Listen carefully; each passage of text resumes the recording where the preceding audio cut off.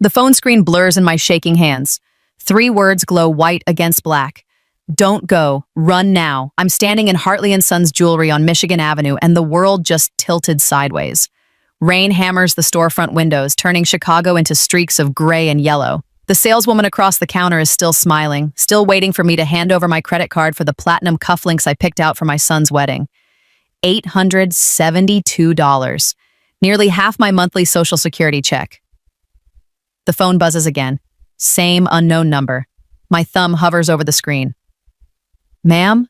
The saleswoman's voice sounds like it's coming from underwater. Are you all right? I'm not all right. I haven't been all right since I woke up this morning with a knot in my stomach that wouldn't loosen. Since I had that dream about Dashiell as a little boy crying in our old kitchen because someone took his favorite toy truck. In the dream, I kept asking him who took it, and he just kept pointing at me. Hi, viewers. Kindly tell us where you're watching from and what time it is. My name is Delphine Pemberton. I'm 68 years old, and I've spent the last 3 decades of my life doing everything right. Raised my son alone after my husband died. Worked at the Chicago Public Library for 27 years. Saved what I could. Downsized when I needed to. Never asked anyone for anything I couldn't earn myself. And right now, someone I don't know is telling me to run. I pay for the cufflinks. My fingers fumble the credit card twice before it slides into the reader. The saleswoman wraps the box in cream-colored paper, her hands moving with practiced efficiency, and I watch like I'm seeing it happen to someone else. Someone whose son is getting married tomorrow. Someone who still believes that family means something. The wrapped box feels heavy in my hands, or maybe that's just my heart. I walk out into the rain without opening my umbrella. Water soaks through my coat immediately, cold and shocking, but I barely feel it. People rush past with briefcases and shopping bags, holding newspapers over their heads. A taxi honks. Someone yells about the Cubs game. Chicago keeps moving like nothing's wrong. I stop on the sidewalk and call the number back. It rings once, twice. My heart hammers against my ribs so hard I think it might crack them. Mrs. Pemberton? A woman's voice. Young. Scared. Who is this? The words come out sharper than I mean them to. My name is Rhiannon. I work at the Sterling Hotel. She pauses, and I hear her breathing, quick and shallow. I'm a server there. I shouldn't be calling you. I could lose my job. But I couldn't just stand by. The Sterling Hotel. Where Dashiell is marrying Cressida tomorrow. Where we toured the grand ballroom 6 months ago, Cressida clapping her hands together like a child on Christmas morning when she saw the crystal chandeliers. Where Dashiell smiled that smile I've seen more and more lately, the one that never quite reaches his eyes. A bus roars past, splashing gutter water onto my shoes. Stand by for what? I ask. I heard them talking. Rhiannon's voice drops to barely a whisper. Your son and his fiancée. They were in the kitchen yesterday during their final walkthrough. I was setting up for another event. And they didn't see me behind the serving station. My hand finds a parking meter. I grip it hard, feeling the cold metal beneath my palm. What did they say? Mrs. Pemberton, I don't know how to... She stops. I hear something in the background, voices, what sounds like kitchen noise. Cressida said, after tomorrow we won't have to pretend anymore. Once we get the money, I'm gone. The sidewalk seems to shift beneath my feet. A woman bumps into me, mutters an apology, keeps walking. And your son, Rhiannon continues, her voice shaking now, he laughed. He said, she has no idea. The life insurance alone is worth $2 million. I stop breathing. Life insurance. My life insurance. The policy I took out 15 years ago when Harold died, when I was terrified of leaving Dashiell alone in the world with nothing. The one that makes him the sole beneficiary, the one I mentioned to him last month when we were going over wedding expenses, trying to reassure him that even though I couldn't contribute much now, he'd be taken care of when I was gone. When I was gone. The rain keeps falling. Someone's car alarm starts wailing 3 blocks away. There's more. Rhiannon's voice cracks. Cressida asked him how he was going to do it. He said the honeymoon would be perfect. A hiking accident in Colorado. You're going with them, right? My knees almost give out. 3 weeks ago, Dashiell called me, said they wanted me to come to Colorado with them for the first few days of their honeymoon. They'd rented a cabin near Rocky Mountain National Park. You never take vacations, Mom, he'd said, his voice warm and concerned. You'll love it. The altitude is amazing. We can do some easy trails together. I'd thought it was strange. Who invites their mother on their honeymoon? But I'd been so touched. I'd actually cried on the phone, told him how much it meant to me. He'd said, "You're my mom. Of course I want you there." Now those words feel like poison in my veins. Why are you telling me this? I whisper into the phone. Because my grandmother raised me alone. Rhiannon's voice breaks completely now. She worked 3 jobs to put me through school. She's 72 and I call her every single day. When I heard them laughing about it, planning it like it was nothing, she stops, takes a breath. I kept thinking about my grandma. I couldn't stay quiet. Thunder rumbles somewhere over Lake Michigan. Thank you, I managed to say. Don't go to that wedding, Rhiannon says. Don't go anywhere with them. Please, Ms. Pemberton, please. The line goes dead. I stand there holding my phone, watching rain run down the screen. The wrapped gift box is getting soaked under my arm. Inside it, platinum cufflinks engraved with my son's initials. The son who wants me dead. My phone buzzes. A text from Dashiell. Can't wait to see you tomorrow, Mom. Love you. I start laughing. It comes out harsh and broken, echoing off the buildings. A man walking past gives me a wide berth, pulling his daughter closer. I must look crazy, standing in the rain, laughing at my phone, mascara probably running down my face. But I can't stop. Love you, love you, love you. The parking garage is 2 blocks away. I walk there slowly, carefully, like I'm made of glass. Like if I move too fast, I'll shatter into 1,000 pieces right here on Michigan Avenue, and they'll just sweep me up with the rest of the city's garbage. Inside my car, I sit with the engine running, heat blasting, watching water stream down the windshield. The gift box sits on the passenger seat. Cream-colored paper, already water-stained, $872 I couldn't afford for a son who's planning to murder me. I think about Dashiell as a baby, how he used to grab my finger with his whole tiny hand, squeezing like he'd never let go. I think about teaching him to ride a bike on our street in Lincoln Park before we had to sell the house. Running behind him with my hand on his back, him yelling, "Don't let go, Mama. Don't let go." I think about every birthday cake I baked from scratch because we couldn't afford bakery cakes. Every school play where I sat in the front row. Every fever I sat up all night monitoring. Every nightmare I chased away. Then I think about him in a hotel kitchen, laughing about killing me. My phone buzzes again. Another text from Dashiell. Cressida wants to know what color dress you're wearing tomorrow, for photos. For photos, so they can show everyone what a loving family they were before the tragic accident.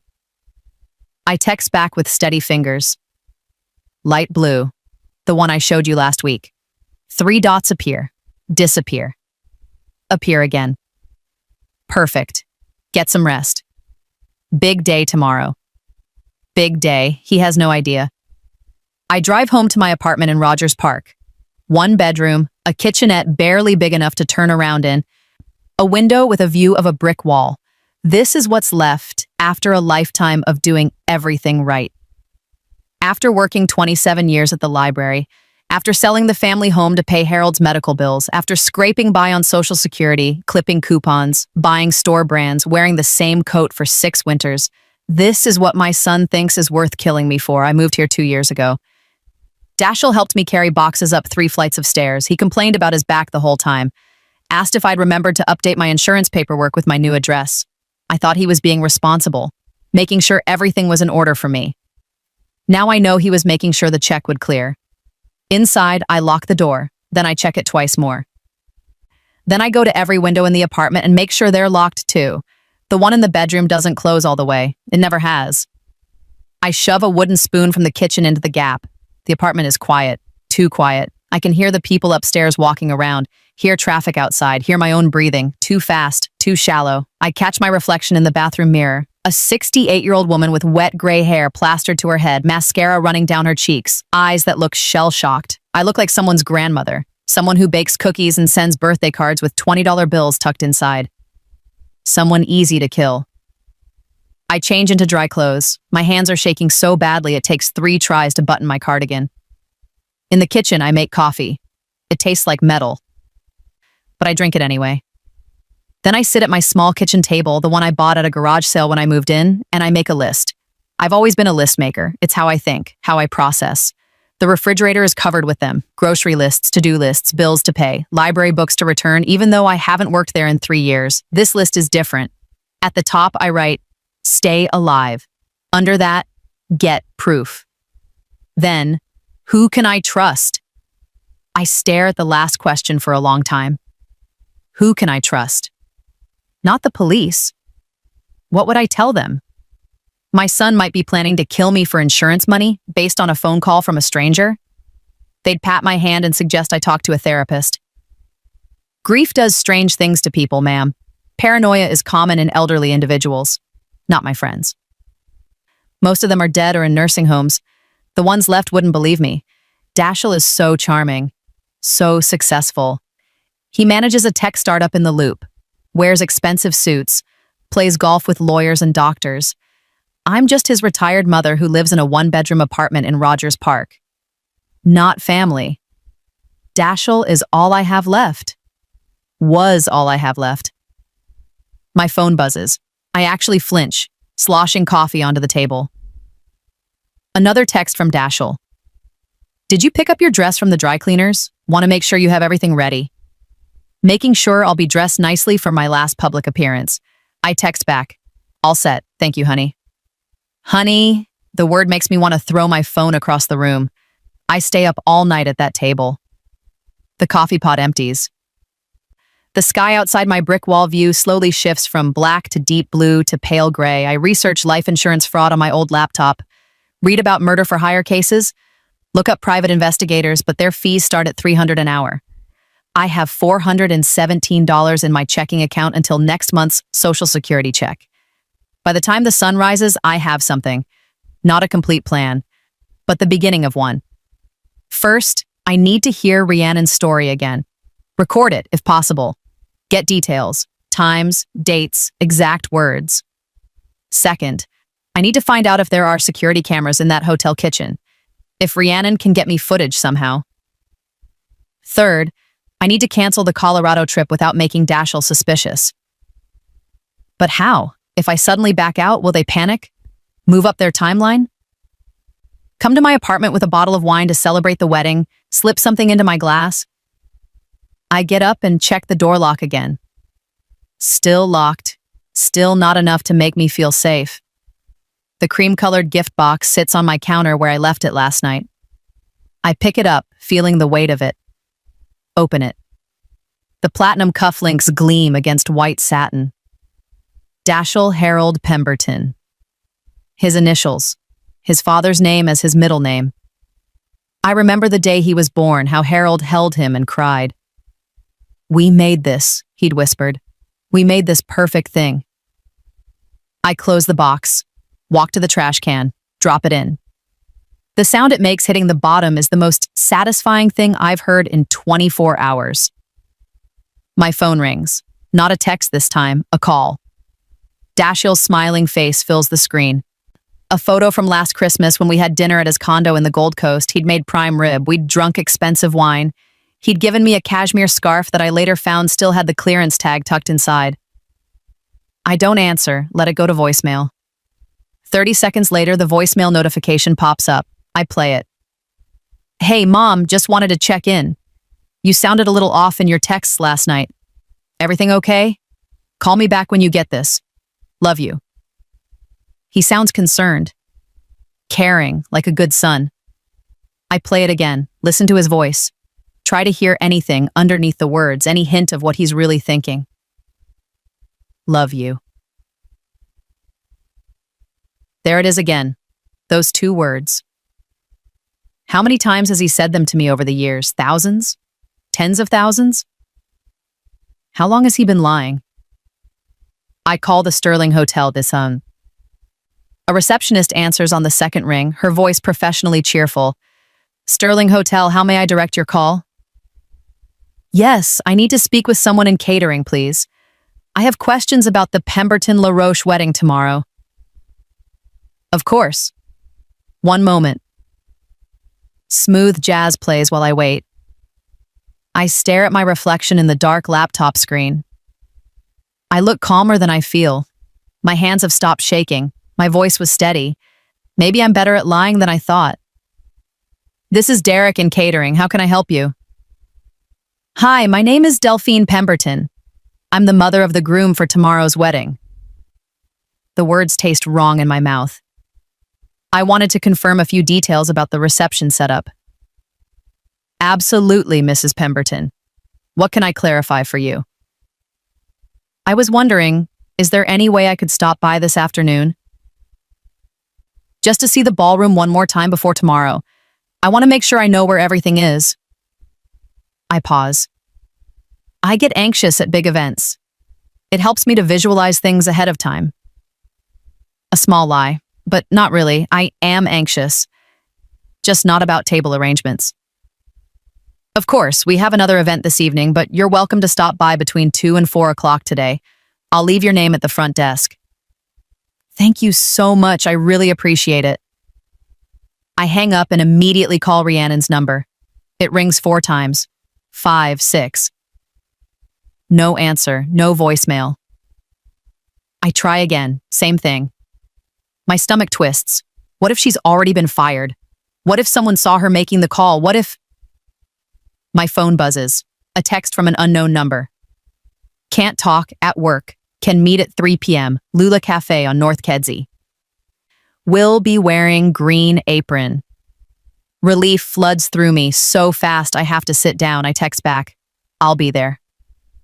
3 dots appear, then, be careful, they're not who you think they are. I almost laugh. I know exactly who they are now. That's the problem. The cafe Rhiannon chose is across town, nowhere near the hotel. Smart. I take the red line, then transfer to a bus, watching over my shoulder the whole time. Checking if anyone's following me. An old woman in a raincoat on public transit clutching her purse. Invisible. That's what I've become. That's what they were counting on. Lula Cafe is small, crowded with the lunch rush. I spot Rhiannon immediately. Early 20s, dark hair pulled back in a ponytail, green apron with the cafe's logo. She's wiping down a table in the corner, but her eyes keep darting to the door, so... She sees me, gives a tiny nod. I order coffee I don't want from a barista with purple hair and too many ear piercings, then sit at Rhiannon's table. She finishes wiping it down, even though it's already clean. My break is in 5 minutes, she says quietly, not looking at me. Wait here. She disappears into the back. I sit there holding my coffee cup with both hands, feeling the warmth seep into my palms. Outside the window, Chicago moves past. People with normal problems, normal families, normal sons who don't want them dead. Rhiannon comes back wearing a jacket over her apron, sits across from me. Up close, she looks younger, tired, scared. Thank you for meeting me, I say. I've been sick about this since yesterday. Her voice is low, urgent. I kept thinking, what if I'm wrong? What if I misheard, but I didn't mishear? I know what I heard. Tell me again, everything. Exactly as you remember it. She does, and it's worse than the phone call. She remembers more details now, how Cressida was laughing when she said it, how Dashiell had his arm around her waist, how they were looking at photos on his phone, photos of the hiking trails in Colorado, pointing out which ones would be perfect because they were steep, rocky, far from help. He said altitude sickness would make it even more believable, Rhiannon whispers. Because you're older. People would just think, she stops. I'm sorry. Don't be sorry, you saved my life.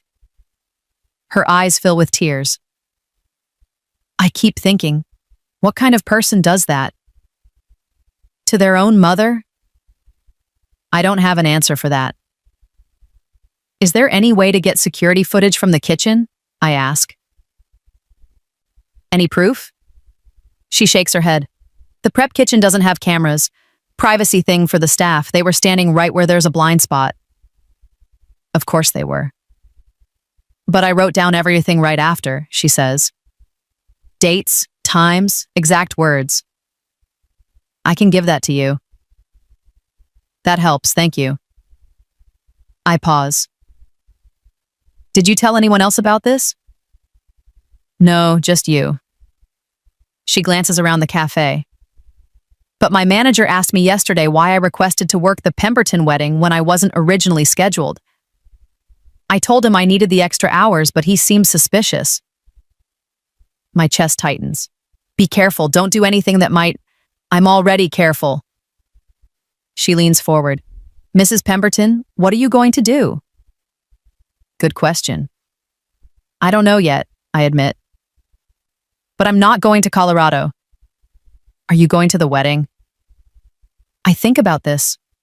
If I don't show up tomorrow, Dashiell will know something's wrong. He'll panic. And a panicking murderer is dangerous. But if I do show up... Yes, I say. I'm going to the wedding. Rhiannon looks at me like I'm crazy. Maybe I am. Just promise me you won't eat or drink anything they give you, she says. Anything. Not champagne, not cake, nothing. The thought hadn't even occurred to me. Would they try something at the wedding itself? Too public? Too risky? But then again, a mother who suddenly feels ill at her son's wedding, goes home, dies in her sleep from what looks like a heart attack. I promise, I say.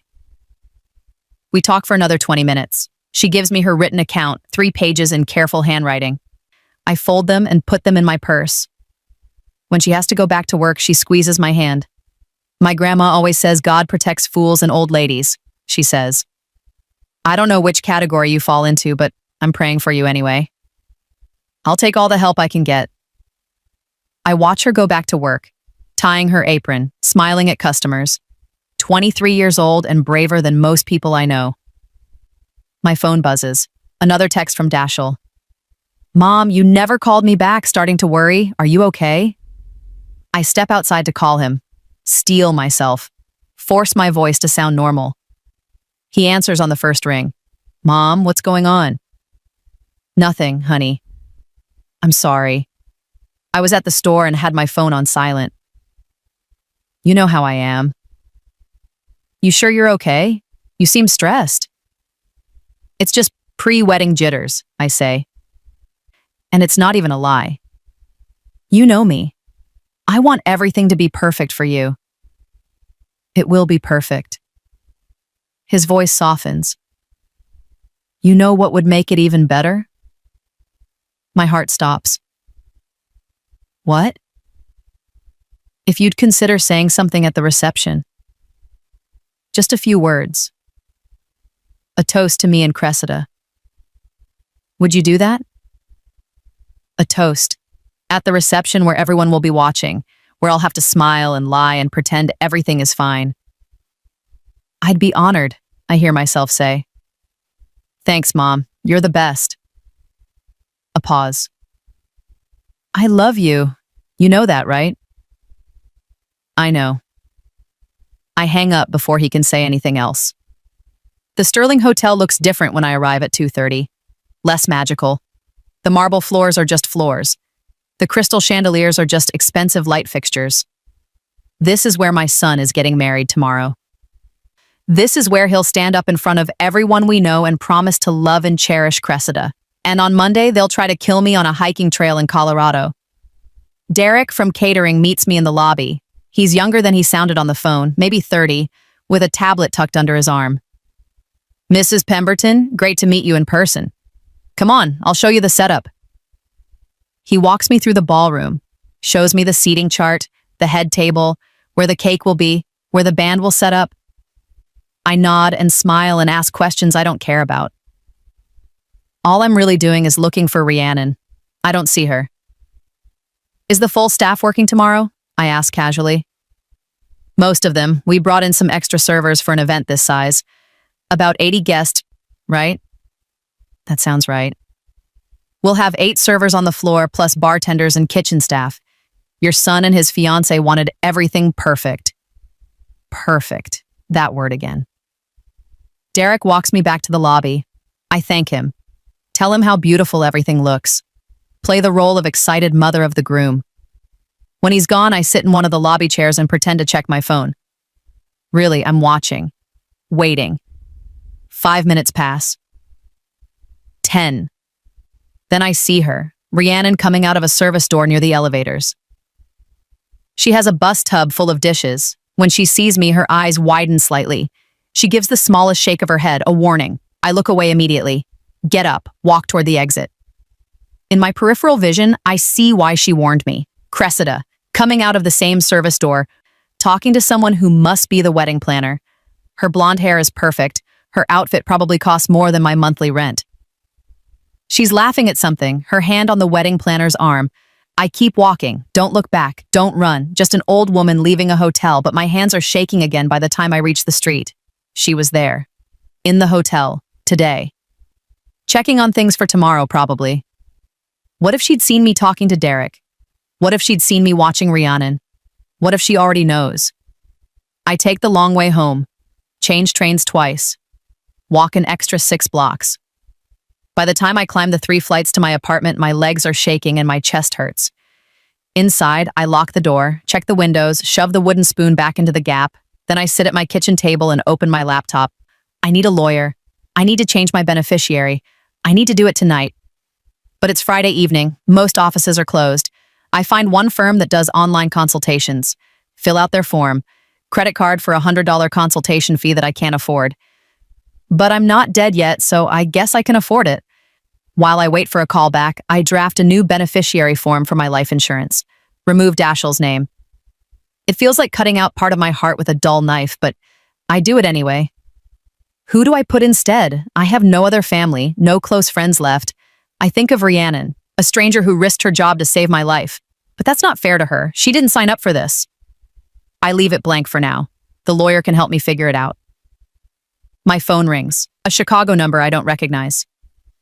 Mrs. Pemberton? By me. This is Janet Kowalski from Kowalski Legal Services. I got your consultation request. I explain everything. The phone call from Rhiannon, the insurance policy, the Colorado trip, the wedding tomorrow. It all sounds insane when I say it out loud, like a paranoid fantasy. But Janet doesn't treat it that way. Do you have any proof? She asks. Recordings, texts, anything in writing? I have a written statement from the server who overheard them, and I have texts from my son about the trip, though nothing incriminating. That's a start, but it's not enough for a restraining order or criminal charges. No actual crime has been committed yet. So I have to wait until they try to kill me? No, her voice is firm. You protect yourself first. Don't go on that trip. Don't go anywhere alone with them. And we change that beneficiary immediately. Relief washes over me. Someone believes me. Someone is helping. Can we do it tonight? I ask. We can start the paperwork. I'll email you forms. You'll need to print them, sign them, and get them notarized. There's a 24-hour UPS store on Clark Street that has a notary. Can you do that tonight? Yes. Good. And Mrs. Pemberton?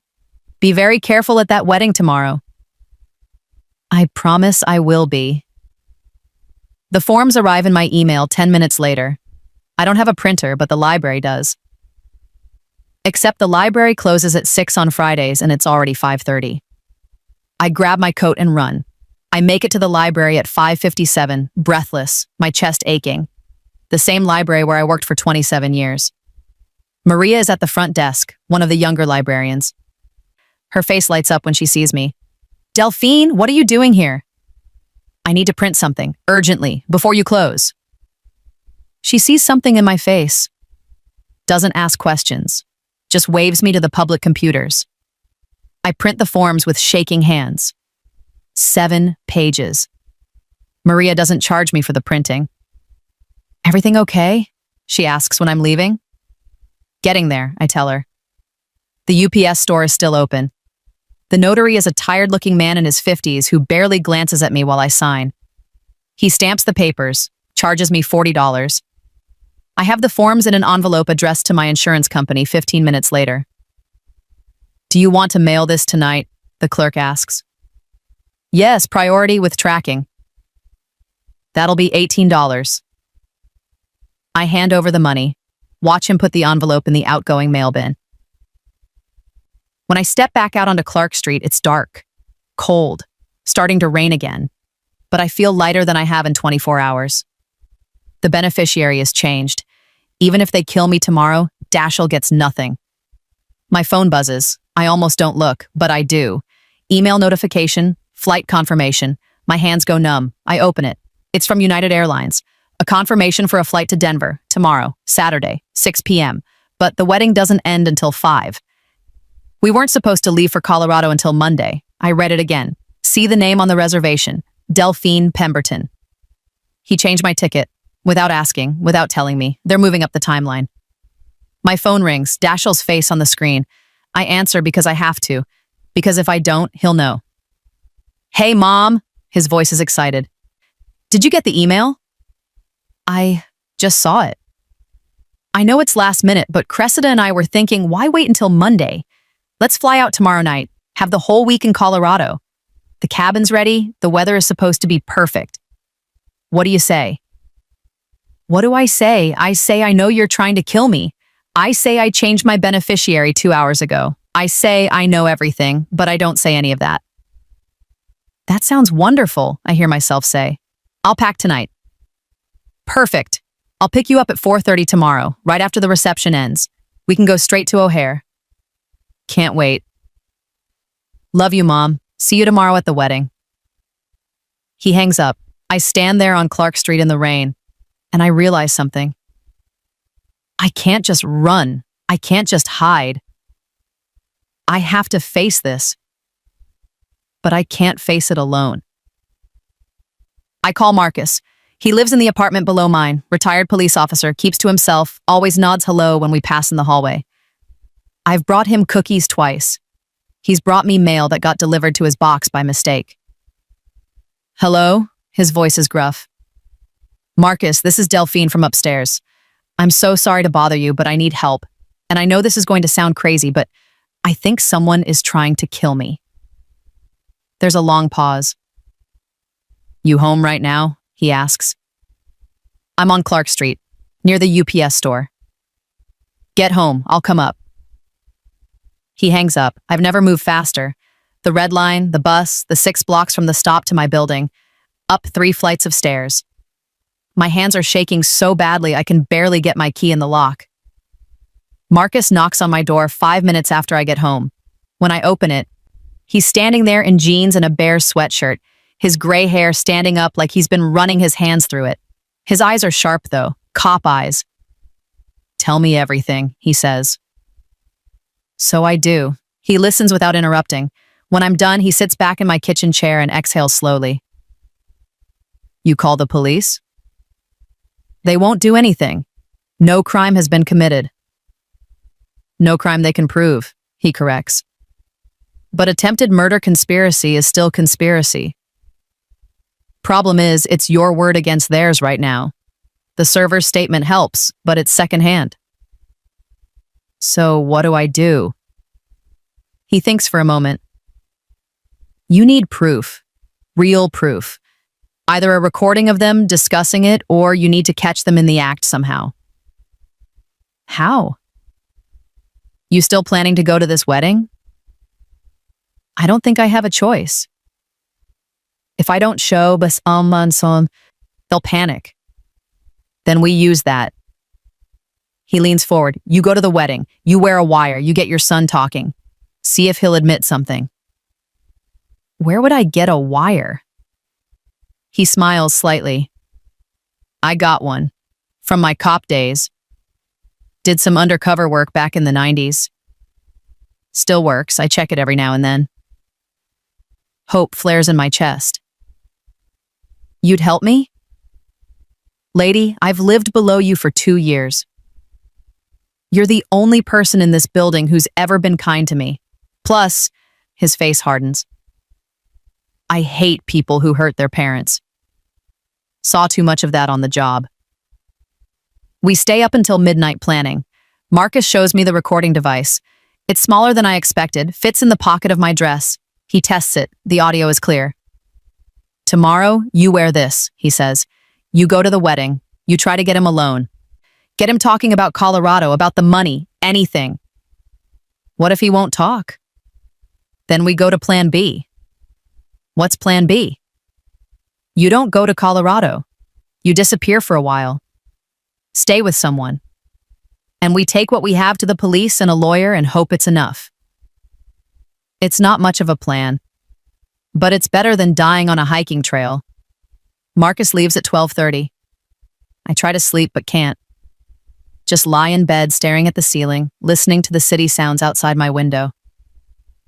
Tomorrow I'm going to my son's wedding. Tomorrow I'm going to find out if he'll really go through with it. The light blue dress hangs on my closet door. I picked it out 3 months ago with Cressida, who'd insisted on coming shopping with me. You need something modern, Delphine, she'd said, steering me away from the conservative styles I usually wore. Something that photographs well. Now I know why she cared so much about how I'd look in photos. My last public appearance needed to be memorable. I get up at 5 a.m., make coffee, shower, stand in front of the mirror and practice smiling. Practice looking like a happy mother. The recording device is in my bra, pressed against my ribs. Marcus tested it again this morning. Works perfectly. Remember, he'd said at my door at 6 a.m., try to get him alone, away from the crowd. Maybe when everyone's dancing. Maybe when he's having a drink. People talk when they think they're safe. My phone is full of texts from Dashiell. Reminders about timing. About being ready at 4:30. About having my bags packed for Colorado. I've packed a bag, but I'm not going anywhere. The wedding starts at 2. I arrive at 1:30 and the Sterling Hotel is transformed. White flowers everywhere. Ribbon on the chairs. String quartet playing in the corner. It's beautiful. It's a lie. Cressida's family is there, dozens of them, loud and laughing. My side is nearly empty. Just me and 3 of Dashiell's college friends and my former supervisor from the library who I invited out of obligation. Dashiell sees me from across the room. His face lights up. He weaves through the crowd and pulls me into a hug. Mom, you look beautiful. The recording device digs into my ribs. Thank you, sweetheart. You look so handsome. And he does. His tuxedo fits perfectly. His hair is styled. He looks like a man who's about to start a wonderful new life. Not like a man planning murder. How are you feeling? He asks. Nervous? A little. You? Not nervous, excited. He squeezes my hands. This is the start of everything, Mom. Everything is about to change. His eyes are bright, genuine. For a second, I almost doubt everything. Almost think I made a mistake. This is my son. My baby, the boy I raised. He can't be planning to kill me. Then Cressida appears at his elbow and I see the look they exchange. Quick, knowing. Delphine, she kisses my cheek. Her perfume is overwhelming. That dress is perfect. I knew that color would be stunning on you. Thank you for helping me pick it out. Of course, we're family now. She links her arm through Dashiell's. Well, we will be in about 30 minutes. They drift away to greet other guests. I find my seat in the front row, alone. The ceremony is short. Dashiell and Cressida wrote their own vows. He promises to love her forever, to protect her, to build a life with her. She promises the same. When the officiant says, "You may kiss the bride," everyone applauds. I clap along, smile, play my part. But the recording device is running, capturing everything. The reception is in the ballroom. I spot Rhiannon immediately. She's serving champagne at the far end, dressed in the hotel's server uniform. When she sees me, her eyes widen. I give the smallest nod. I'm okay, so far. Dashiell and Cressida make their rounds, thank everyone for coming. When they get to me, Dashiell pulls me up from my seat. Time for that toast, Mom. My heart stops. Now? Perfect timing, before dinner. He hands me a champagne glass, taps his fork against it to get everyone's attention. Everyone. My mother would like to say a few words. 80 faces turn toward me. I stand there holding champagne I won't drink, and I think, this is it. This is my chance. I'm not good at speeches, I start. My voice shakes. I let it. Let them think I'm just a nervous mother. But I wanted to say how proud I am, how grateful I am to be here today. I look at Dashiell. He's smiling at me, encouraging. Dashiell, you've always been my whole world. Ever since the day you were born. Everything I've done, everything I've sacrificed has been for you. His smile falters slightly. I've given you everything I have, everything I am, and I pause. I thought that meant something. The room is too quiet now. But I've learned something recently. Love isn't about what you give, say. It's about what someone does with that gift. Cressida's smile is frozen on her face. So, my advice to you both is this. Remember what matters. Remember who's been there for you, and remember, I look directly at Dashiell. Actions have consequences, always. I raise my glass. Don't drink, just set it down. The applause is confused, uncertain. Dashiell's face is pale. I sit back down, my heart hammering. Dinner is served. I push food around my plate. Don't eat anything, don't drink anything. Rhiannon brings me water in a sealed bottle, and I'm grateful. At 7 o'clock, the dancing starts. I watch from my table alone. Watch Dashiell and Cressida's first dance. Watch them laugh and twirl and kiss. Then Dashiell breaks away from the crowd and heads my direction. This is it. Mom, can we talk? Outside? I nod. Follow him out of the ballroom through the lobby to a small outdoor terrace. It's dark out here. Private. The noise from the reception is muffled. He turns to face me and his expression is different now. Harder. What was that toast about? He asks. What do you mean? Don't play games. Actions have consequences? In front of everyone? I meet his eyes. I meant what I said. Actions do have consequences. You're upset about something. Should I be upset? I don't know, Mom. You tell me. His voice has an edge now. You've been acting weird for 2 days. Short texts. That strange toast. What's going on? This is my moment. The recorder is running. I need him to admit something. I'm just wondering, I say slowly.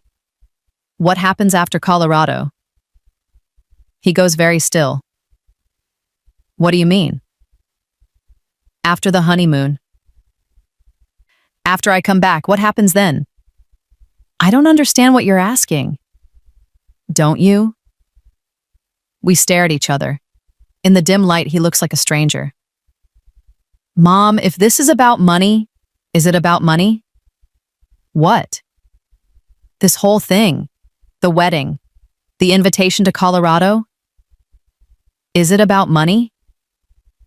His jaw clenches. I don't know what you think you know. I know about the life insurance. The words hang in the air between us. His face goes blank, completely blank. What about it? He finally says. I know it's worth $2 million. I know you're the beneficiary, or you were.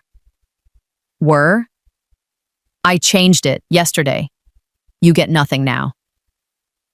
For a long moment, he doesn't react. Then something shifts in his expression. Something cold. You changed it. His voice is flat. Yes. Why would you do that? Because I know what you're planning. He laughs. Actually laughs. It's a terrible sound.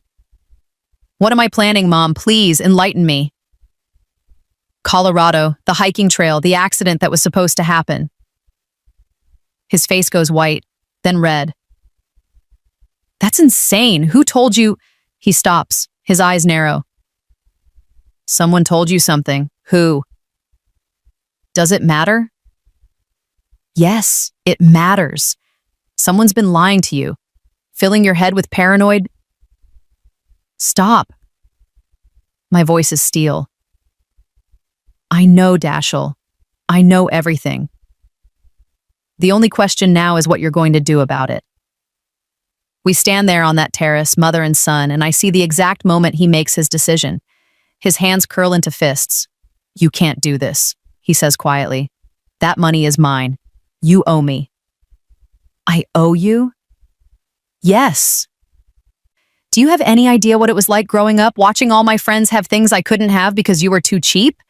Living in that tiny house because you wouldn't spend money on anything decent? Wearing thrift store clothes, being the poor kid? We were surviving after your father died. After Dad died, you had life insurance, you had money, but you hoarded it, saved it. For what? For this? He gestures at me. So you could live in a crappy apartment and die with money in the bank? That money paid for your college. Partial scholarship covered college. You didn't pay for anything. It's not true. I took out loans, worked extra shifts. But he's rewriting history in his head. The life insurance was supposed to be mine, he continues. When you died naturally, but you're going to live forever, aren't you? Stubborn old woman, just hanging on, ruining everything. So you decided to speed things up. He doesn't deny it, just stares at me with eyes full of hate. It would have been easy, he says. Quick, you wouldn't have suffered. But now you've ruined it. Changed the beneficiary for what? To spite me? To stay alive. You're going to die anyway. You're 68. How many years do you have left? 5, 10? Why not give me the money now? Why not let me have the life I deserve? By killing me? By letting me be free, he's shouting now. Free of you, free of guilt, free of pretending to care about a mother who never gave me anything but scraps. The terrace door opens. Marcus steps out, and he's not alone. 2 police officers are with him. Dashiell sees them, and his face crumbles. You recorded this. It's not a question. I nod. You, he lunges toward me, and Marcus catches him, pulls him back. Dashiell Pemberton, one of the officers says, we need you to come with us. On what charge? I didn't do anything. Conspiracy to commit murder. We have a recording of you admitting to planning your mother's death. We also have a statement from a witness who overheard you and your fiancé discussing it. They put handcuffs on him right there on the terrace. He's screaming now, calling me names I won't repeat, saying I'll regret this, that I'm nothing without him.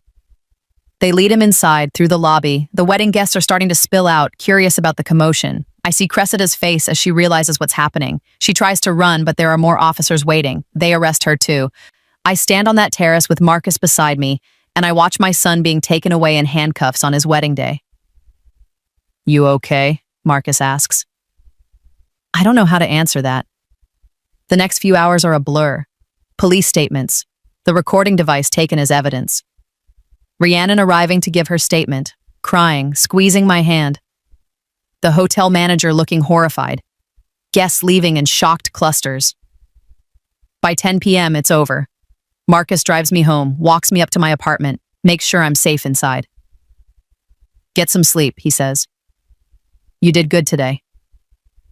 I don't feel good. I feel empty. The weeks that follow are harder than the day itself. The arrest makes the news, my son's face on every channel. So the story is sensational. Tech executive and his bride arrested at their own wedding for plotting to murder his mother for insurance money. The insurance company calls me. The money is safe. The beneficiary change went through. The district attorney calls me. They're building a case. The recording is damning. Combined with Rhiannon's testimony and text messages they found on Dashiell's phone discussing the plan, it's enough. Dashiell's lawyer calls me, asks if I'll consider dropping the charges. I hang up. The trial is 3 months later. I testify, tell everything. The recording is played in court. I watch the jury's faces as they hear my son admit he was planning to kill me, watch them as he says I owe him, that I ruined his life.